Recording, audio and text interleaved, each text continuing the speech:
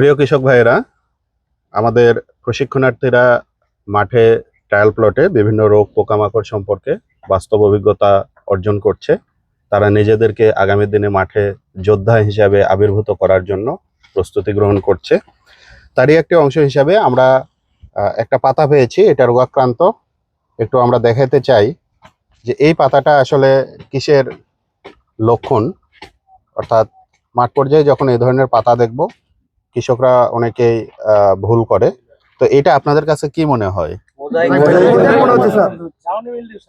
Mosaic মনে হচ্ছে, Downey mildew মনে হচ্ছে, আর কারো সাদা মাছি মনে হচ্ছে, চোষক পোকা।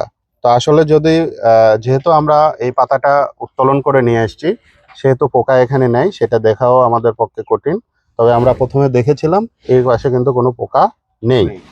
এখন যেটা কথা হচ্ছে যে এইটা তাহলে আমাদের রোগ হতে পারে। তাহলে এই রোগের ক্ষেত্রে এখন আমরা চিন্তা করছি এটা কি মোজাইক নাকি এটা হচ্ছে আমাদের ডাউনি মিলডিউ, যেহেতু দুই ধরনের কথা আসছে। তো আমরা এই রোগের লক্ষণ দেখেছি। এই পাতা যদি আমরা ভালোভাবে পর্যবেক্ষণ করি, দেখেন পাতার কিন্তু বিভিন্ন জায়গায় এরকম হলুদ হলুদ হয়ে গেছে।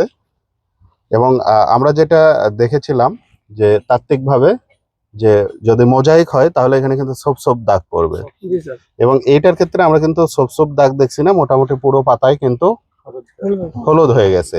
এবং মোজাইক যদি হয় তাহলে সেক্ষেত্রে কিন্তু ওই যে মেঝে মোজাইক করলে যেই রকম হয় অনেকটা সেই রকম হয়ে যায়, কিন্তু এখানে কিন্তু সেই রকম অবস্থা নেই। এবং এই ক্ষেত্রে আরেকটা বিষয় লক্ষণীয়, দেখেন পাতা হলুদ হয়েছে কিন্তু যে শিরাগুলো রয়েছে এই শিরাগুলো কিন্তু একদম সবুজ হয়েছে। মনে হচ্ছে এই হলুদ হওয়া অংশ শিরার কাছে এসে বাধাপ্রাপ্ত হয়েছে, এটা আর পার হতে পারে নাই। তো এইটা কিন্তু ডাউনি মিলডিউ রোগের একটি লক্ষণ, এবং এই লক্ষণটাই কিন্তু নিশ্চিত করে যে এটা হচ্ছে ডাউনি মিলডিউ। তাহলে এখান থেকে আমরা কি শিখলাম? ডাউনি মিলডিউ যদি হয়, উল্টা পাশেও যদি আমরা দেখি, দেখেন শিরাগুলো কিন্তু একদম সবুজ আছে, শিরা পার হবে না, পাতা হলুদ হবে। তো আমাদের অনেক কৃষক ভাইরা আছে যারা মাঠে ময়দানে এরকম লাউ, করলা, শশা, পটল বিভিন্ন গাছে এরকম হলুদ দেখলেই তারা কিন্তু মোজাইক ভাইরাসের জন্য বিভিন্ন ধরনের ব্যবস্থাপনা নেয়। তাহলে এখন থেকে আমরা কি শিখলাম? পাতাটাকে ভালো করে পর্যবেক্ষণ করব, পর্যবেক্ষণ করে লক্ষণটা আমরা ভালোভাবে চিহ্নিত করব, তারপরে এটা সম্পর্কে ব্যবস্থাপনা নেব। তাহলে এই ডাউনি মিলডিউ চেনার সবচেয়ে ভালো উপায় হচ্ছে কি? শিরাটা সবুজ থাকবে এবং মনে হবে হলুদ অংশ এসে শিরার কাছে বাধাপ্রাপ্ত হয়ে আটকে গিয়েছে।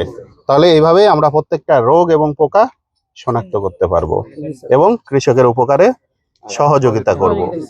ধন্যবাদ সবাইকে।